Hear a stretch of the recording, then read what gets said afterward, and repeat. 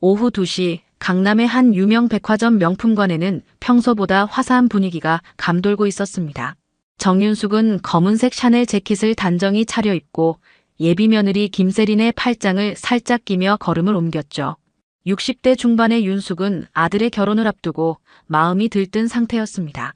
오늘은 특별한 날이었거든요. 바로 며칠 뒤면 아들 준호와 결혼할 예비 며느리에게 줄 선물을 고르러 온 것이었습니다. 세린아, 오늘은 내가 마음에 드는 걸로 골라보자꾸나. 윤숙의 목소리에는 진심 어린 애정이 묻어났습니다.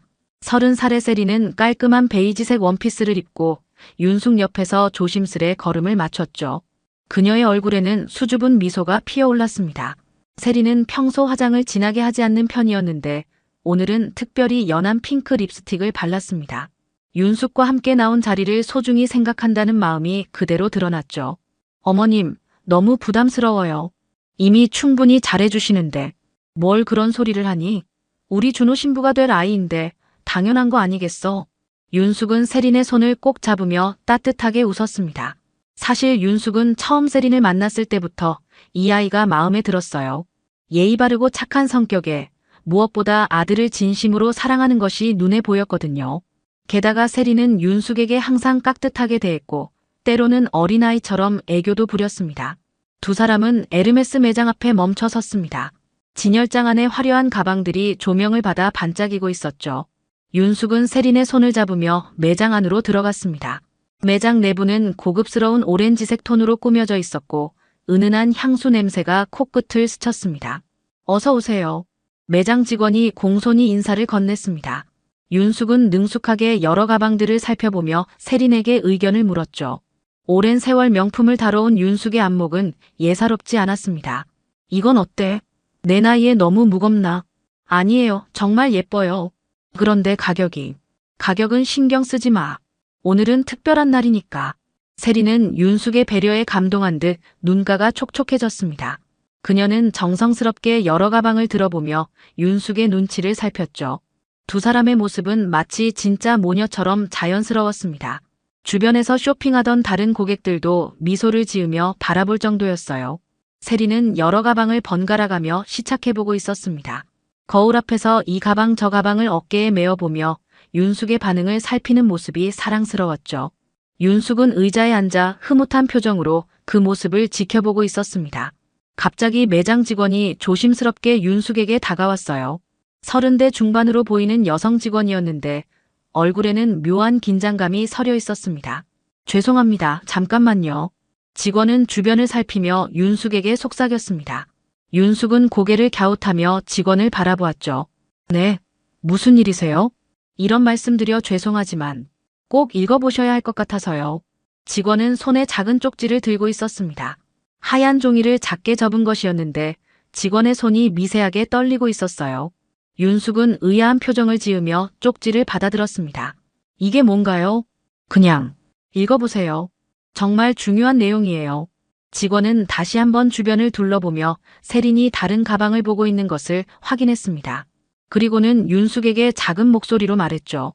혹시 따님이 계시나요? 고등학교 다니는. 아, 우리 딸은 이미 졸업했어요. 지금은 직장을 다니고 있고요. 윤숙의 대답에 직원의 얼굴이 더욱 심각해졌습니다. 직원은 입술을 깨물며 잠시 망설이더니 결국 입을 열었어요. 그럼 더욱 읽어보셔야 할 것 같아요. 정말 죄송합니다. 윤숙은 점점 더 궁금해졌습니다. 대체 무슨 내용이길래 이 직원이 이렇게까지 심각한 표정을 짓는 걸까요? 윤숙은 조심스럽게 쪽지를 펼쳐보았습니다.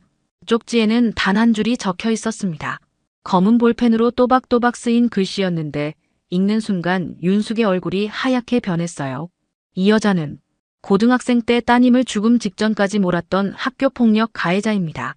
윤숙은 쪽지를 읽고 또 읽었습니다. 글자 하나하나가 눈에 들어오지 않았어요. 손이 부들부들 떨리기 시작했고 심장이 빠르게 뛰었습니다.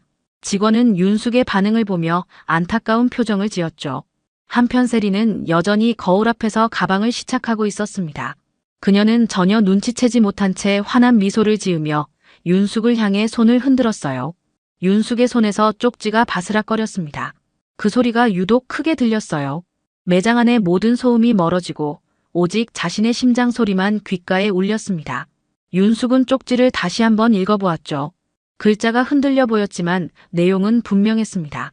은채, 우리 은채를. 윤숙의 머릿속에 딸의 모습이 떠올랐습니다. 고등학교 2학년 때의 은채, 그때까지만 해도 밝고 활발했던 딸이었죠. 그런데 어느 날부터 은채는 변하기 시작했어요. 말수가 줄어들고 학교 가기를 싫어했습니다. 밤마다 악몽에 시달렸고 식욕도 잃었죠. 어머님, 괜찮으세요? 세린의 목소리가 멀리서 들려왔습니다. 윤숙은 고개를 들어 세린을 바라보았어요. 지금까지 예쁘고 순수해 보였던 세린의 얼굴이 갑자기 낯설게 느껴졌습니다. 정말 이 아이가 은채를 괴롭혔던 그 아이일까요? 아니야, 괜찮아. 윤숙은 겨우 목소리를 짜냈습니다. 하지만 그녀의 얼굴은 이미 창백해져 있었어요.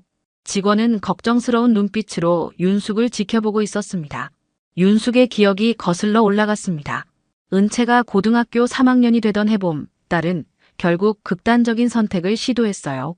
다행히 발견이 빨라 목숨을 건질 수 있었지만 그 후 은채는 긴 시간 정신병원에 입원해야 했습니다. 3년이라는 긴 시간 동안 윤숙은 딸의 병실을 지켰죠. 엄마, 나는 왜 살아야 해요? 나는 왜 이렇게 힘들어야 해요? 병상에 누워 앙상하게 마른 은채가 했던 말이 생생히 기억났습니다. 윤숙은 그때마다 딸을 꼭 안아주며 울었어요. 도대체 누가 우리 딸을 이렇게 만들었는지, 무슨 일이 있었는지 알고 싶었지만 은채는 끝내 말하지 않았습니다. 어머님, 정말 괜찮으세요? 얼굴이 너무 하얗게 됐어요. 세린이 다가와 윤숙의 팔을 붙잡았습니다. 그 순간 윤숙은 몸을 움찔했어요. 세린의 손길이 갑자기 무겁게 느껴졌습니다. 어머님, 잠깐만. 화장실 좀 다녀올게. 윤숙은 자리에서 벌떡 일어났습니다. 다리에 힘이 빠져 비틀거릴 뻔했지만 간신히 균형을 잡았어요. 세린은 의아한 표정으로 윤숙을 바라보았습니다. 제가 함께 가요. 아니야, 혼자 갈 수 있어. 윤숙은 쪽지를 주머니에 꽁꽁 숨기고 화장실로 향했습니다. 걸음걸이가 어색했지만 어떻게든 화장실까지 도착했어요. 거울 앞에 선 윤숙의 모습은 처참했습니다. 얼굴은 하얗게 질려 있고 손은 계속 떨리고 있었죠.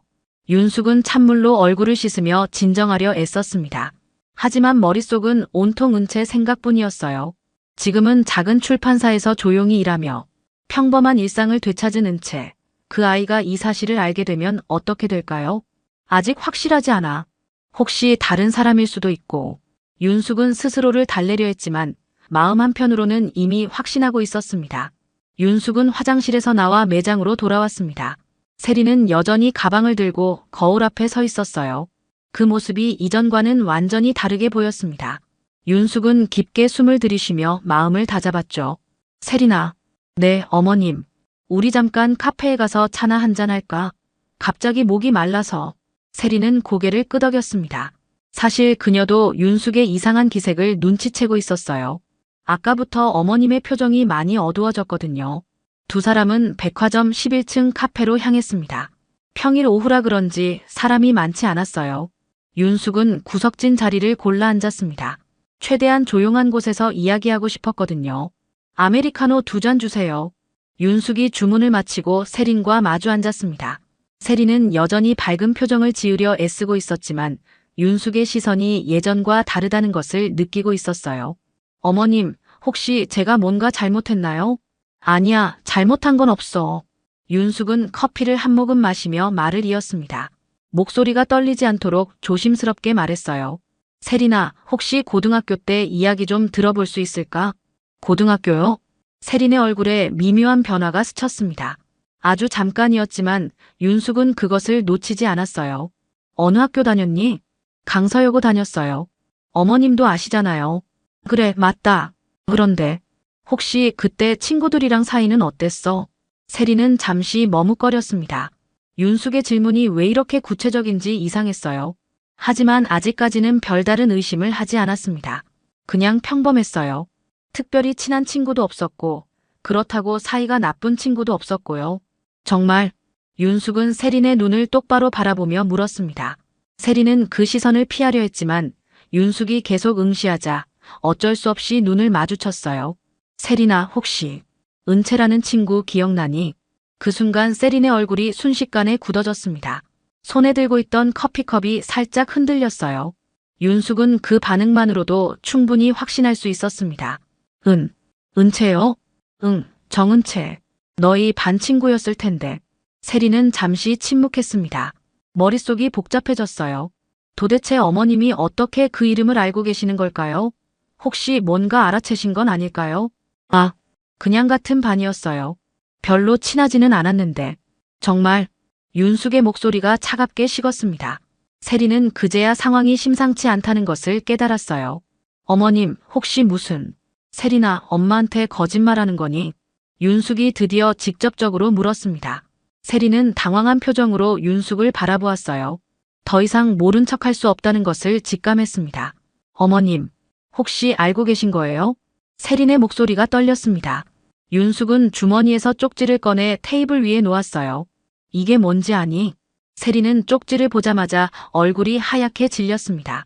그리고는 갑자기 자리에서 일어나 윤숙 앞에 무릎을 꿇었어요. 죄송해요.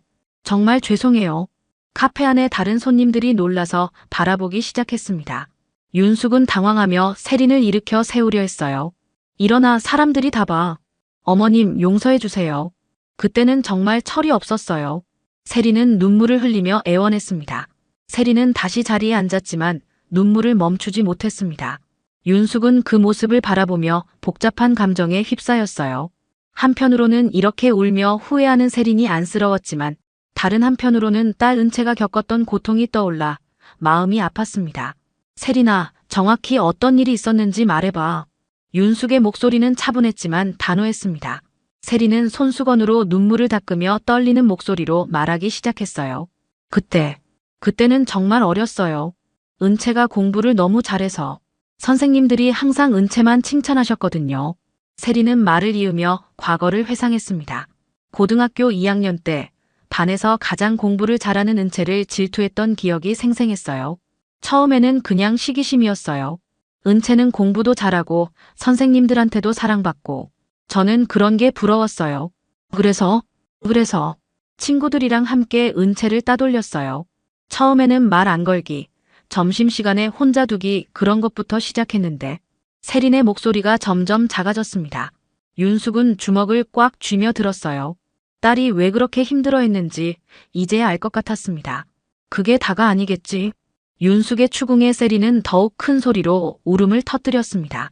주변 사람들의 시선이 더욱 집중되었지만 윤숙은 신경 쓰지 않았어요. 은채 교과서에 낙서하고 급식비 숨기고 체육 시간에 일부러 공 3개 던지고 세린이 하나씩 털어놓을 때마다 윤숙의 얼굴은 더욱 어두워졌습니다. 그래서 은채가 학교 가기를 그렇게 싫어했던 거였군요. 그리고 온라인에서도 은채 욕을 했어요. 단체 채팅방 만들어서 은채 흉보고 가짜 소문도 퍼뜨리고 무슨 소문? 은채가 남자친구가 있다고 그런 식으로 윤숙은 참을 수 없는 분노를 느꼈습니다. 그 순수했던 딸이 그런 일들을 겪었다니. 은채가 왜 그렇게 변했는지, 왜 밤마다 악몽에 시달렸는지 이제야 이해할 수 있었어요. 그런데 어떻게 우리 준호를 만나게 된 거야? 세린은 잠시 머뭇거렸습니다. 이 부분이 가장 말하기 어려웠어요. 준호 오빠를 만난 건 우연이었어요. 회사 업무 때문에 만났는데 오빠가 먼저 연락처를 물어보셨어요. 그런데 왜 은채 이야기는 안 했어? 처음에는 그냥 같은 이름인 줄 알았어요. 설마 그 은채일 줄은. 세린의 변명이 이어졌지만 윤숙은 더 이상 듣고 싶지 않았습니다. 설령 처음에는 몰랐다 하더라도 언젠가는 알았을 텐데 왜 말하지 않았을까요? 언제부터 알았어? 준호 오빠가 여동생 이야기를 했을 때요. 은채가 힘든 시기를 보냈다고, 학교 폭력 때문에 아팠다고. 윤숙은 더 이상 참을 수 없었습니다. 세린이 진실을 알고도 모른 척했다는 사실이 더욱 충격적이었어요. 그러면서도 계속 우리 가족과 지내온 거야? 죄송해요. 정말 죄송해요. 하지만 준호 오빠를 정말 사랑해요. 결혼만은 깨지지 않았으면 좋겠어요. 세린은 윤숙의 손을 잡으며 간절히 애원했습니다. 하지만 윤숙은 그 손을 뿌리쳤어요. 내가 사랑이 뭔지 알기나 해. 윤숙은 집으로 돌아온 후 한동안 소파에 앉아 멍하니 있었습니다. 세린과 헤어질 때의 모습이 계속 떠올랐어요. 울면서 매달리던 세린, 결혼만은 깨지지 않았으면 좋겠다고 애원하던 그 모습 말이죠. 하지만 윤숙의 마음은 이미 굳어져 있었습니다. 다음 날 오후 윤숙은 은채가 일하는 출판사로 향했습니다. 작은 독립 출판사였는데 조용한 주택가에 위치해 있었어요.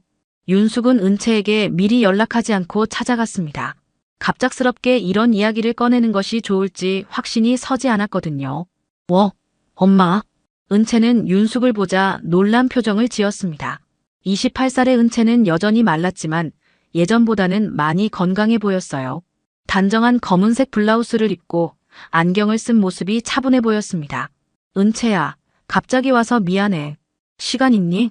네, 오늘은 일찍 끝나요. 근처 카페로 갈까요? 두 모녀는 출판사 근처의 작은 카페로 향했습니다. 은채는 평소처럼 조용했지만 윤숙의 표정이 심상치 않다는 것을 눈치채고 있었어요. 엄마, 무슨 일 있어요? 윤숙은 은채의 얼굴을 자세히 살펴보았습니다. 몇 년 전까지만 해도 항상 불안해하고 무서워하던 딸이었는데 지금은 많이 안정되어 보였어요. 과연 이런 이야기를 꺼내도 될까요? 은채야, 엄마가 너한테 물어볼 게 있어. 네, 말씀하세요. 은채는 차분하게 대답했지만 마음 한편으로는 긴장하고 있었습니다. 엄마가 이렇게 심각한 표정을 지을 때는 보통 중요한 일이 있을 때였거든요. 오빠 결혼 이야기 말이야. 준호 오빠요? 세린 언니랑요? 은채는 고개를 끄덕였습니다. 사실 은채는 세린을 몇 번 만나봤지만 특별한 감정은 없었어요. 그냥 오빠의 예비 신부 정도로만 생각했습니다. 혹시 그 아이에 대해서 뭔가 알고 있는 거 있니?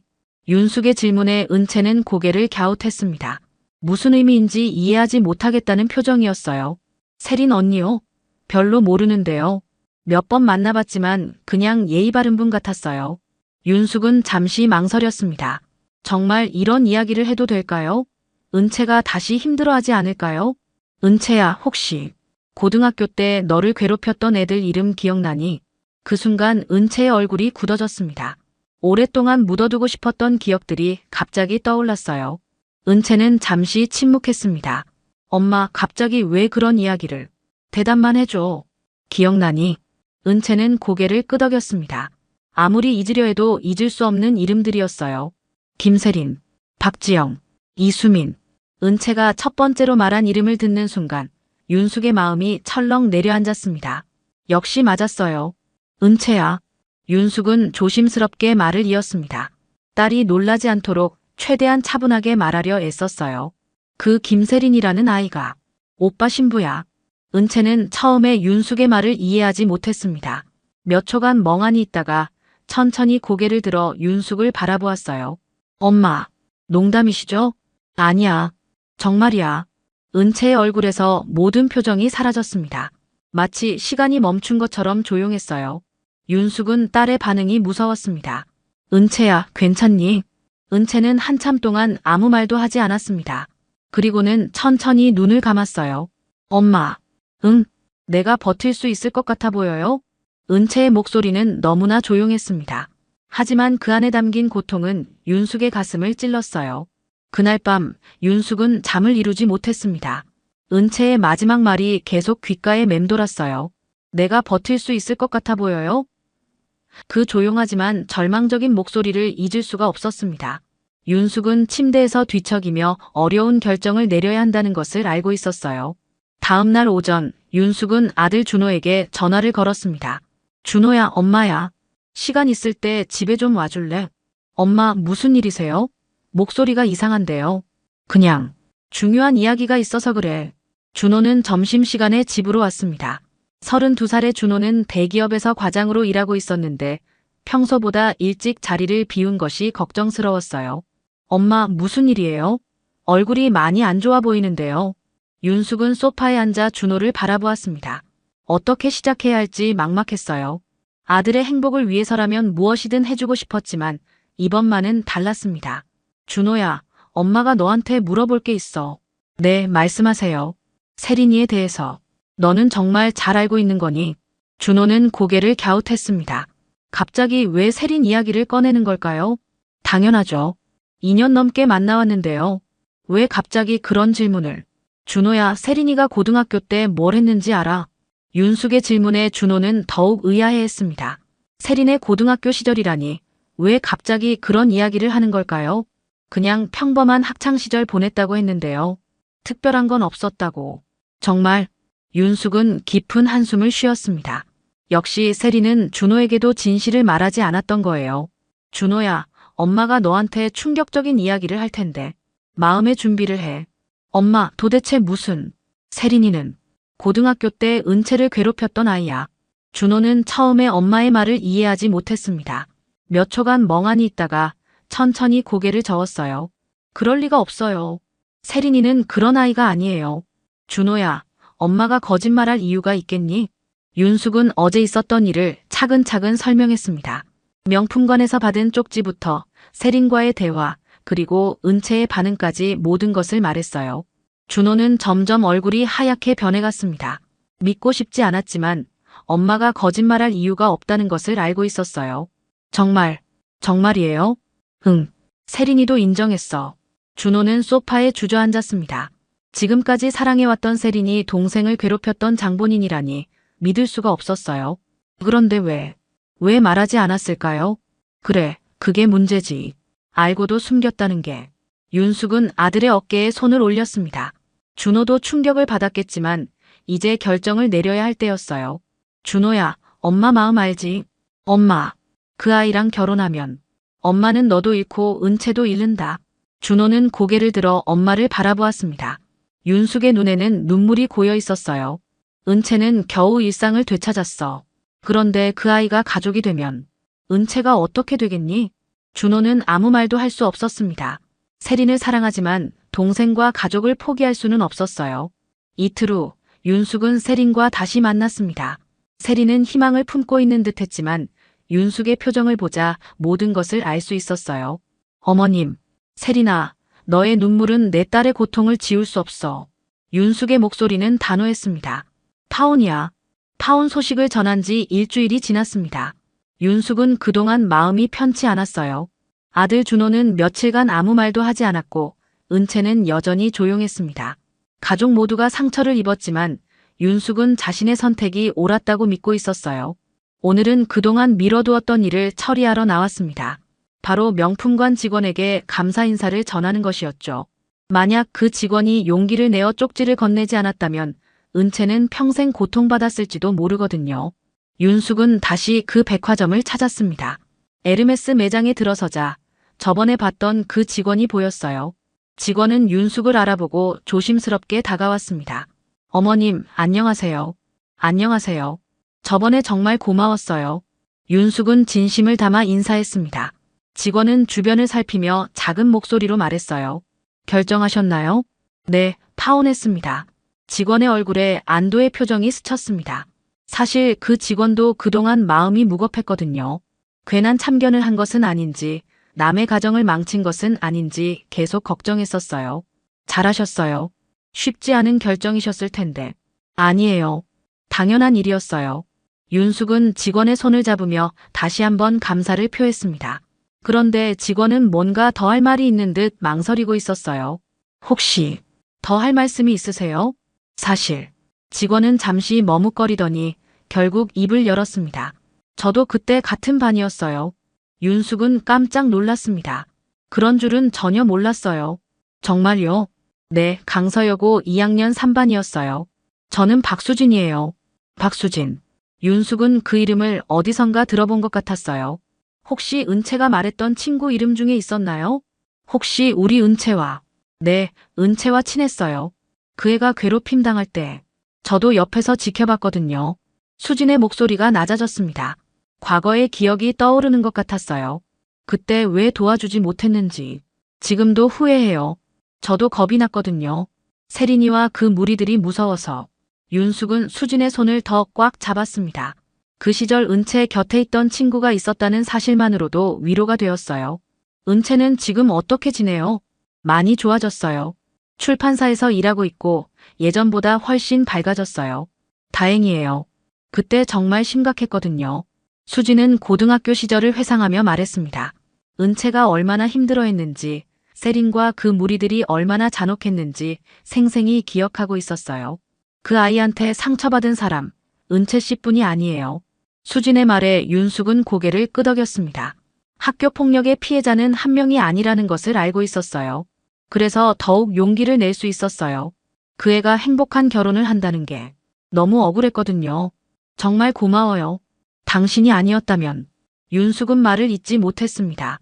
만약 수진이 용기를 내지 않았다면 세리는 정말로 자신의 며느리가 되었을 것이고 은채는 평생 고통받았을 거예요.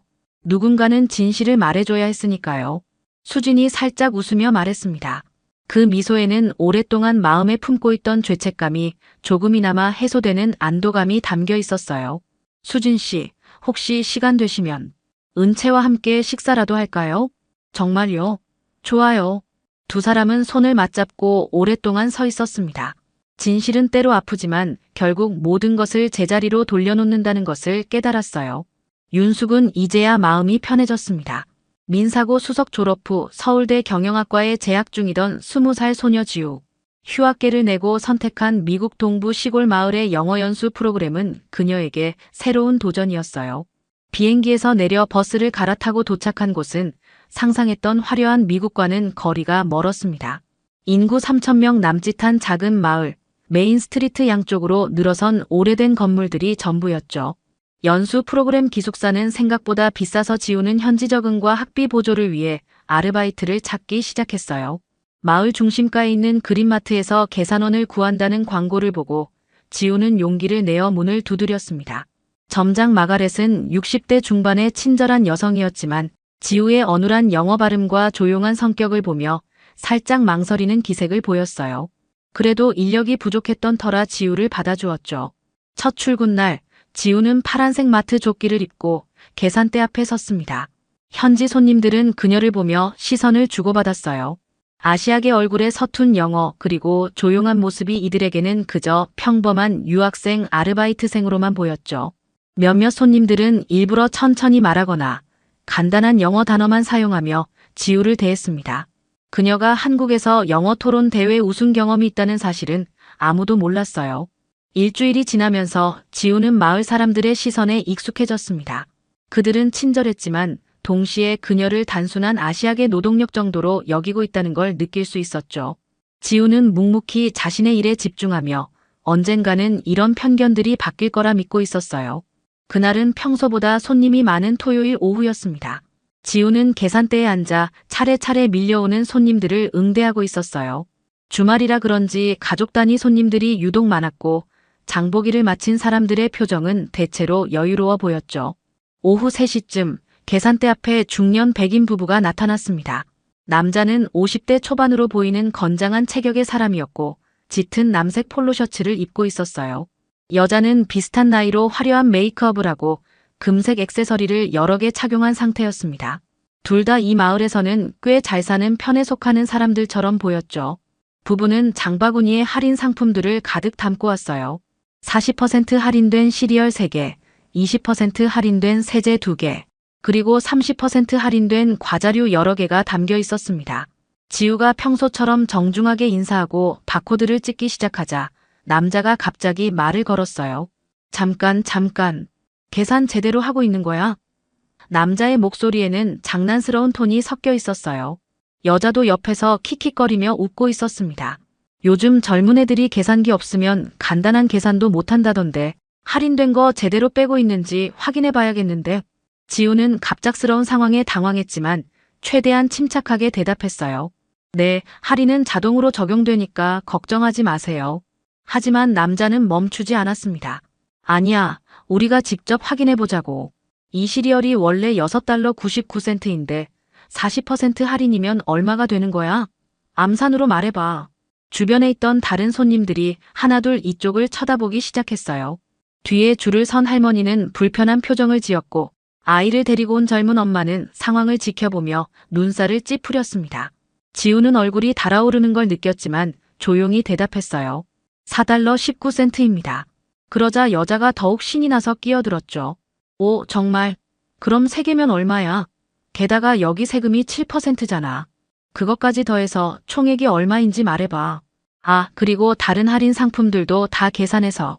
이제 상황은 명백한 조롱으로 변해가고 있었습니다. 남자는 지갑에서 $100짜리 지폐를 꺼내 계산대 위에 던지듯 놓으며 비웃는 듯한 표정을 지었어요. 자, 이제 암산해봐. 모든 할인 상품들 가격에 세금까지 더해서 100달러에서 빼면 거스름 돈이 얼마나 나오는지 정확히 말해봐. 계산대 뒤쪽에서 일하던 다른 직원들도 상황을 눈치채기 시작했습니다. 하지만 마가렛은 창고에서 물건을 정리하느라 이 광경을 보지 못했어요. 계산대 앞에 긴장감은 점점 고조되고 있었고 부부는 서로 눈을 마주치며 재미있다는 듯 웃고 있었습니다. 지우는 가슴이 두근거리는 걸 느꼈어요. 손바닥에는 식은땀이 났고 목소리가 떨릴까봐 걱정됐습니다. 지우는 천천히 고개를 들어 중년 부부를 바라보았습니다. 그들의 조롱 섞인 시선과 마주친 순간 마음속 깊은 곳에서 무언가가 꿈틀거리기 시작했어요.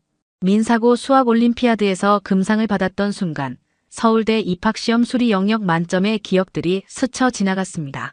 지우는 침착하게 숨을 고르고 말했어요. 네, 계산해 드릴게요. 그녀의 목소리는 이전보다 훨씬 안정되어 있었습니다. 부부는 여전히 비웃는 표정을 지으며 팔짱을 끼고 기다렸죠. 시리얼 6달러 99센트에서 40% 할인하면 4달러 19센트입니다. 3개니까 12달러 57센트죠. 지우의 목소리는 점점 또렷해졌어요. 세제는 원가 8달러 49센트에서 20% 할인해서 6달러 79센트, 2개니까 13달러 58센트입니다. 주변이 조용해지기 시작했어요. 뒤에 줄을 선 손님들도 놀란 표정으로 지우를 바라보고 있었습니다. 지우는 계속해서 과자류 할인 가격까지 줄줄이 계산해 나갔어요. 과자는 총 21달러 32센트가 나오고 전체 합계는 47달러 47센트입니다. 남자의 표정이 조금씩 변하기 시작했어요. 여자도 더 이상 웃지 않고 있었습니다. 하지만 지우는 멈추지 않았어요. 여기에 7% 세금을 더하면 잠시 멈춘 후 50달러 79센트가 됩니다. 100달러에서 빼면 거스름 돈은 49달러 21센트죠. 계산이 끝나자 마트 안이 정적에 휩싸였습니다. 지우는 계산기를 눌러 확인해 보았어요. 화면에 나타난 숫자는 정확히 50달러 79센트였습니다. 완벽한 암산이었죠. 그때 지우는 더욱 놀라운 일을 해냈어요. 참고로 이 금액을 한국 원화로 환산하면 현재 환율 기준으로 약 6만 7천 원 정도 됩니다. 그녀는 미소를 띠며 덧붙였어요. 혹시 영수증은 종이로 드릴까요? 이메일로 보내드릴까요? 부부는 할 말을 잃었습니다. 남자는 입을 벌린 채 지우를 바라보았고 여자는 당황한 기색이 역력했어요. 뒤에서 기다리던 할머니가 작은 박수를 쳤습니다. 대단하구나, 아가씨. 지우는 정중하게 거스름돈과 영수증을 건네며 말했어요. 이용해 주셔서 감사합니다. 좋은 하루 되세요. 그녀의 영어 발음은 이전과는 완전히 달랐습니다. 유창하고 자신감 넘치는 목소리였죠. 부부는 물건을 챙겨 들고 말없이 마트를 나갔어요. 마지막까지 지우를 돌아보며 나가는 그들의 표정에는 더 이상 조롱이 아닌 당황과 부끄러움이 섞여 있었습니다. 다음 손님인 할머니가 계산대로 다가와 지우의 손을 잡았어요. 아가씨, 정말 놀라웠어요. 어떻게 그렇게 빨리 계산할 수 있는 거죠? 지우는 수줍게 웃으며 대답했습니다. 그냥 숫자와 친해서요. 그날 오후 지우에 대한 소문은 마을 전체로 퍼져나갔어요. 계산대에서 일어난 일을 목격한 손님들이 여기저기 이야기를 퍼뜨렸고 그 아시아 소녀에 대한 사람들의 시선이 조금씩 바뀌기 시작했습니다. 다음 날 월요일 아침, 지우는 평소보다 일찍 마트에 도착했습니다.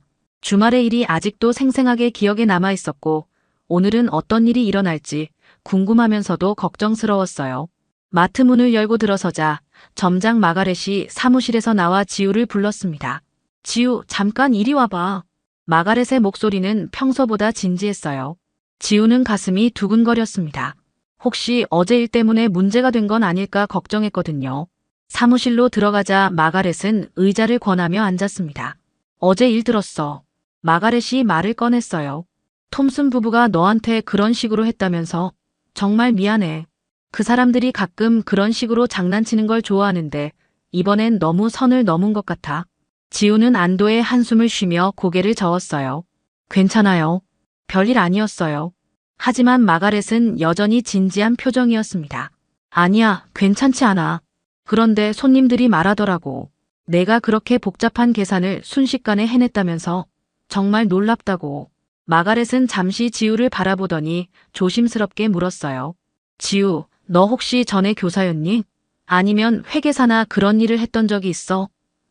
지우는 잠시 망설였습니다.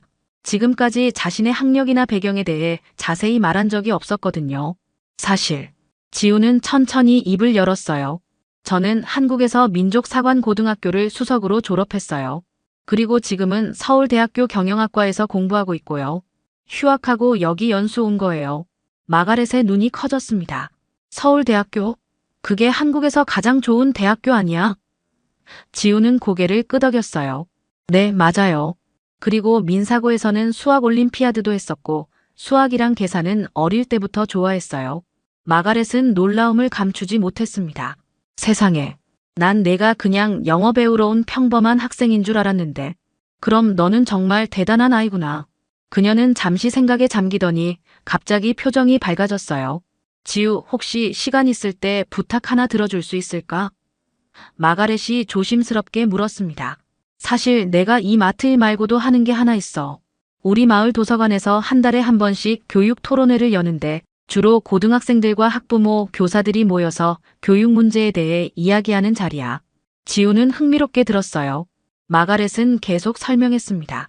난 원래 30년 동안 이 마을 고등학교에서 영어를 가르쳤거든. 은퇴한 지 5년 됐지만 아직도 교육에 관심이 많아서 이런 모임을 주관하고 있어. 다음 주 토요일에 토론회가 있는데 주제가 다양한 교육 시스템의 장단점이야. 혹시 내가 한국 교육에 대해서 간단히 발표해 줄 수 있을까? 물론 부담스러우면 안 해도 돼. 하지만 너 같은 학생의 이야기를 들으면 우리 마을 사람들에게도 많은 도움이 될 것 같아. 지우는 잠시 고민했습니다. 낯선 사람들 앞에서 발표하는 것은 부담스러웠지만 동시에 한국 교육의 장점들을 알리고 싶은 마음도 있었어요. 시간은 얼마나 할까요? 15분에서 20분 정도면 충분해. 너무 부담 갖지 말고 내 경험을 자연스럽게 이야기해주면 돼. 마가렛의 눈에는 기대감이 가득했습니다. 지우는 천천히 고개를 끄덕였어요. 네, 해보겠어요. 한국 교육에 대해 많은 사람들이 오해하고 있는 부분들도 있는 것 같으니까 좋은 기회가 될 것 같아요. 토요일 오후 2시, 지우는 마을 도서관 앞에 서서 깊게 숨을 들이마셨습니다. 빨간 벽돌로 지어진 작은 도서관은 마을에서 가장 오래된 건물 중 하나였어요. 마가렛이 미리 와서 기다리고 있었고 지우를 보자 반갑게 손을 흔들었습니다. 긴장하지 마, 지우. 다들 좋은 사람들이야. 마가렛이 격려하며 말했어요. 도서관 안으로 들어가자 이미 20명 남짓한 사람들이 둥글게 앉아 있었습니다. 고등학생들과 그들의 부모, 그리고 몇 명의 교사들이었죠. 지우가 들어서자 모든 시선이 그녀에게 집중됐어요. 마가렛이 지우를 소개했습니다. 오늘 특별한 손님을 모셨어요. 한국에서 온 지우라는 학생인데 한국 최고의 고등학교를 수석으로 졸업하고 서울대학교에 재학 중이에요. 한국 교육 시스템에 대해 이야기해달라고 부탁했죠. 한 중년 남성이 손을 들었어요. 한국 교육이라면 경쟁이 정말 치열하다고 들었는데 학생들이 많이 힘들어하지 않나요? 지우는 예상했던 질문이라 미소를 지으며 대답했습니다. 많은 분들이 그렇게 생각하시는데 사실 한국 교육의 본질은 경쟁이 아니라 성장이에요. 지우의 목소리는 자신감에 차 있었습니다. 물론 입시 경쟁은 치열하지만 그 과정에서 우리는 깊이 있게 공부하는 방법을 배워요. 단순 암기가 아니라 연결하고 비교하고 성찰하는 과정이죠. 한 고등학생이 손을 들었어요. 그럼 한국 학생들은 하루에 몇 시간씩 공부해요? 지우는 잠시 생각하더니 대답했습니다. 저는 고등학교 때 하루에 12시간에서 14시간 정도 공부했어요. 하지만 그게 억지로 하는 공부가 아니라 목표가 있고 계획이 있는 공부였거든요. 도서관 안이 조용해졌어요. 한 여교사가 관심 있게 물었습니다. 그렇게 오랜 시간 공부하면서도 스트레스 받지 않는 비결이 있나요? 지우는 잠시 미소를 지었어요. 한국에는 배움은 자신을 지키는 무기라는 말이 있어요. 공부를 단순히 시험을 위한 것이 아니라 나 자신을 더 강하게 만드는 과정으로 생각했거든요. 그래서 힘들어도 견딜 수 있었던 것 같아요. 마가렛이 끼어들었습니다. 그럼 한국 교육의 장점은 뭐라고 생각해? 지우는 이 질문을 기다렸다는 듯 답했어요. 첫 번째는 체계성이에요. 모든 과목이 유기적으로 연결되어 있어서 종합적 사고력을 기를 수 있어요. 두 번째는 끈기예요. 어려운 문제를 끝까지 풀어내는 인내심을 배우죠. 세 번째는 상호학습이에요. 경쟁하면서도 서로 도와주는 문화가 있거든요. 한 아버지가 궁금해했어요. 그럼 단점은 없나요? 지우는 정직하게 대답했습니다. 물론 있어요. 창의성을 기르는 데는 한계가 있고 예술이나 체육 같은 분야에 대한 관심이 상대적으로 부족할 수 있어요. 그래서 저도 여기 와서 다른 방식의 교육을 경험해보고 싶었던 거고요. 토론이 1시간 넘게 이어졌습니다. 지우는 한국의 학급 문화, 선생님과 학생의 관계, 그리고 대학 입시 시스템에 대해 자세히 설명했어요. 사람들은 점점 더 관심을 보였고 질문도 구체적으로 변해갔습니다. 마지막에 한 고등학생이 물었어요. 지우 언니가 생각하는 진짜 공부의 의미는 뭐예요? 지우는 잠시 생각하더니 말했습니다. 진짜 공부는 정답을 찾는 게 아니라 질문을 만드는 거예요. 그리고 그 질문에 대한 답을 스스로 찾아가는 과정이죠. 토론회가 끝나고 사람들이 하나둘 일어서면서 지우에게 다가와 감사 인사를 전했어요. 한 교사는 정말 새로운 관점이었다며 악수를 청했고 몇몇 학생들은 연락처를 물어보기도 했습니다. 토론회가 끝난 지 사흘째 되는 화요일 오후, 지우는 평소처럼 마트 계산대에서 일하고 있었습니다. 점심시간이 지난 한적한 시간대라 손님이 별로 없었어요. 지우는 진열대를 정리하며 토요일 토론회 때의 일들을 떠올리고 있었습니다. 생각보다 많은 사람들이 관심을 보여줘서 뿌듯했거든요. 그때 마트 문이 열리는 소리가 들렸어요. 고개를 들어보니 지난주에 자신을 조롱했던 톰슨 부부가 들어오고 있었습니다. 지우는 순간 몸이 긴장됐지만 최대한 자연스럽게 행동하려고 노력했어요. 부부는 이번에는 조용히 장을 보고 있었습니다. 지난번처럼 큰 소리로 떠들거나 장난치는 모습은 전혀 보이지 않았어요. 오히려 서로 속삭이며 뭔가 진지하게 이야기를 나누고 있었죠. 지우는 그들이 무슨 얘기를 하는지 궁금했지만 들리지 않는 거리에 있었어요. 10분 정도 지나서 부부가 계산대로 왔습니다. 지난번보다 훨씬 적은 물건들을 들고 있었어요. 우유, 빵, 달걀 몇 개 정도였죠. 지우는 정중하게 인사했습니다. 안녕하세요. 톰슨 씨는 잠시 머뭇거리더니 조심스럽게 말을 꺼냈어요. 지난번에 미안했어요. 우리가 너무 심하게 굴었나 봐요. 그의 목소리에는 지난번과 달리 진정성이 담겨 있었습니다. 지우는 놀랐지만 차분하게 대답했어요. 괜찮아요. 별일 아니었어요. 하지만 톰슨 부인이 끼어들었습니다. 아니에요. 괜찮지 않아요. 우리가 정말 무례했어요. 당신이 그렇게 똑똑한 학생인 줄 몰랐어요. 토요일 도서관 토론회에서 당신 이야기 들었어요. 톰슨 씨가 덧붙였습니다. 우리 딸 제시카가 참석했거든요. 집에 와서 당신 얘기를 한참 했어요. 한국 교육에 대해서, 그리고 당신이 얼마나 열심히 공부했는지 말이에요. 지우는 깜짝 놀랐어요. 토론회에 참석했던 고등학생 중에 그들의 딸이 있었다니 전혀 예상하지 못했거든요. 제시카가 따님이세요? 네, 맞아요. 톰슨 부인이 미소를 지으며 말했어요. 그 애가 집에 와서 말하더라고요. 지우 언니가 정말 멋있었다고, 자기도 그렇게 공부하고 싶다고요. 그때서야 우리가 지난번에 얼마나 바보 같은 짓을 했는지 깨달았어요. 계산을 마치면서 톰슨 씨가 다시 말했습니다. 사실 우리는 아시아 학생들이 다 비슷할 거라고 생각했어요. 영어도 잘 못하고 그냥 돈 벌러 온 사람들이라고요. 정말 편견이었죠. 지우는 영수증을 건네며 말했어요.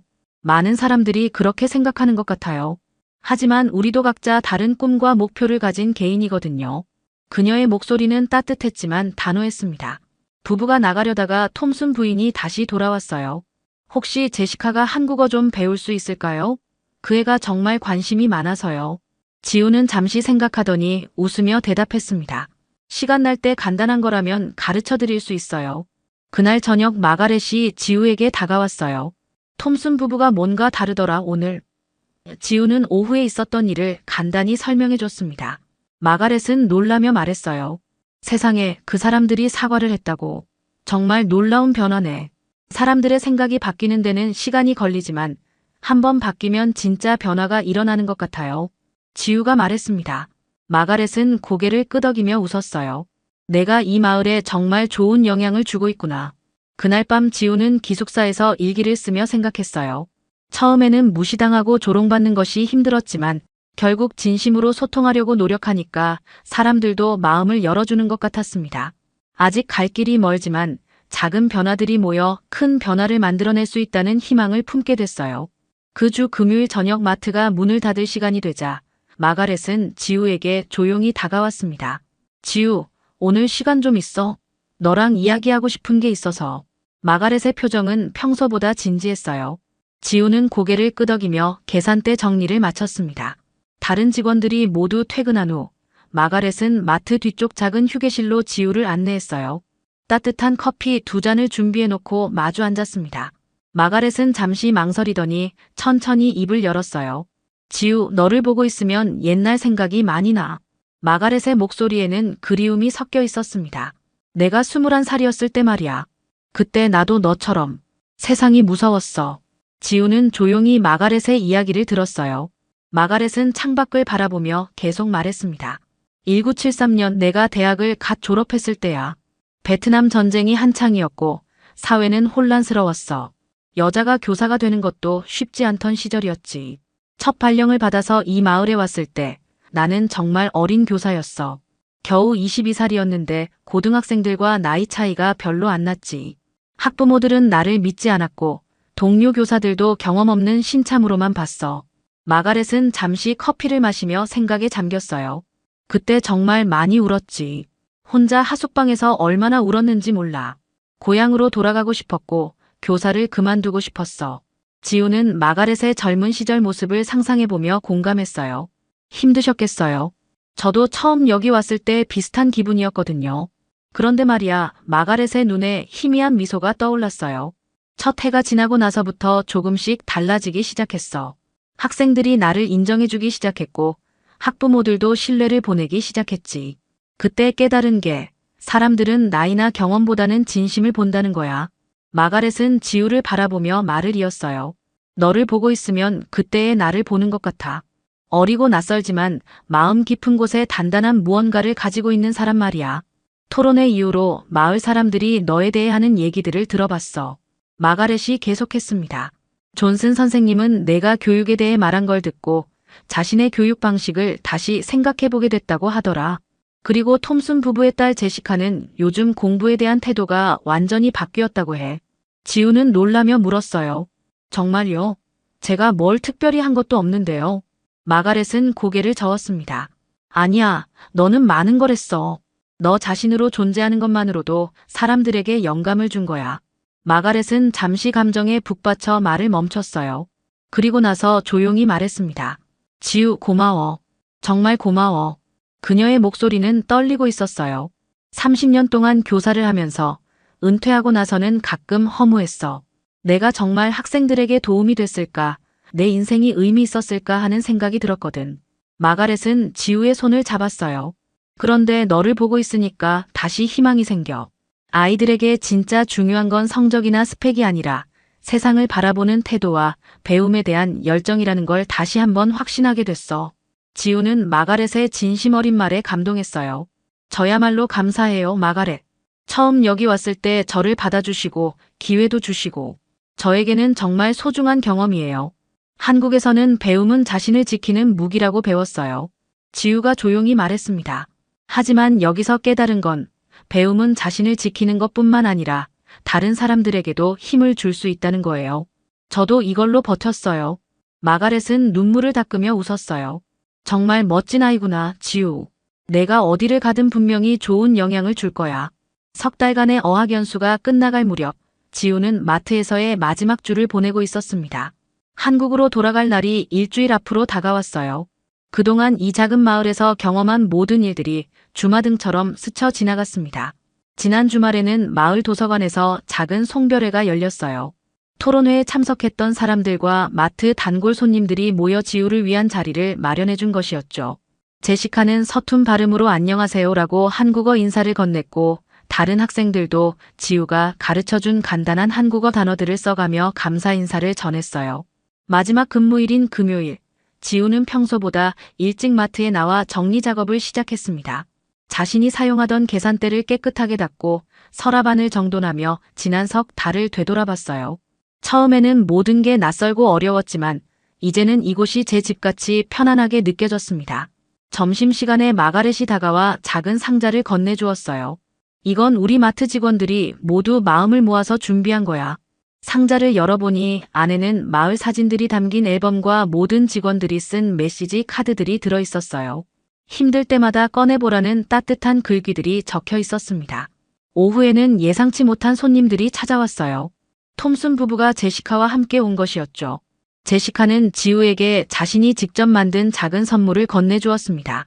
나무로 만든 작은 열쇠고리에 땡큐, 지우라고 영어와 서툰 한글이 함께 새겨져 있었어요. 언니가 가르쳐준 한국어, 계속 공부할 거예요. 제시카가 수줍게 말했습니다. 그리고 언니처럼 열심히 공부해서 나중에 한국에도 가보고 싶어요. 지우는 제시카를 꼭 안아주며 꼭 연락하고 지내자고 약속했어요. 퇴근 시간이 되자 지우는 마지막으로 계산대를 정리했습니다. 그때 갑자기 좋은 아이디어가 떠올랐어요. 지우는 작은 메모장을 꺼내 정성스럽게 글을 써내려갔습니다. 간단한 수학 공식들, 할인율 계산하는 빠른 방법 원가에서 할인율을 곱하고 빼면 됩니다. 환율 계산법, 1달러는 약 1,300원입니다. 기본 한국어 단어들, 안녕하세요, 감사합니다, 사랑해요. 메모를 계산대 위에 정갈하게 놓고 지우는 마트를 한 바퀴 돌아보았어요. 처음 왔을 때와 똑같은 공간이었지만 이제는 모든 것이 달라 보였습니다. 진열대 하나하나, 계산대의 작은 흠집까지도 소중한 추억이 되어 있었어요. 다음 날 토요일 아침, 새로운 대학생 알바생이 출근해서 메모를 발견했습니다. 이게 뭐야? 그가 다른 직원에게 물어보자 마가렛이 다가와 설명해 주었어요. 지우라는 한국 학생이 남겨준 거야. 정말 특별한 아이였어. 직원들이 메모를 보며 웃고 있을 때 한 동료가 펜을 들어 메모장 아래쪽에 영어로 적었습니다. 고마워 지우, 너는 우리를 다시 공부하게 만들었어. 그날 오후, 지우는 공항으로 가는 버스에 몸을 맡겼어요. 창밖으로 보이는 작은 마을의 풍경을 바라보며 생각했습니다. 처음에는 단순히 영어를 배우러 온 곳이었지만 결국 자신도 많은 것을 배웠고 동시에 많은 것을 나누어 준 시간이었어요. 비행기가 이륙하면서 지우는 마음속으로 다짐했습니다. 이 경험을 통해 배운 것들을 한국에 돌아가서도 잊지 말고 앞으로 만날 사람들에게도 따뜻한 영향을 주는 사람이 되겠다고요. 작은 계산대에서 시작된 변화가 결국 사람들의 마음을 바꾸고 서로를 이해하게 만드는 큰 힘이 될 수 있다는 것을 깨달았으니까요. 창밖으로 보이는 구름 너머로 새로운 시작을 향한 희망찬 미래가 펼쳐져 있었습니다.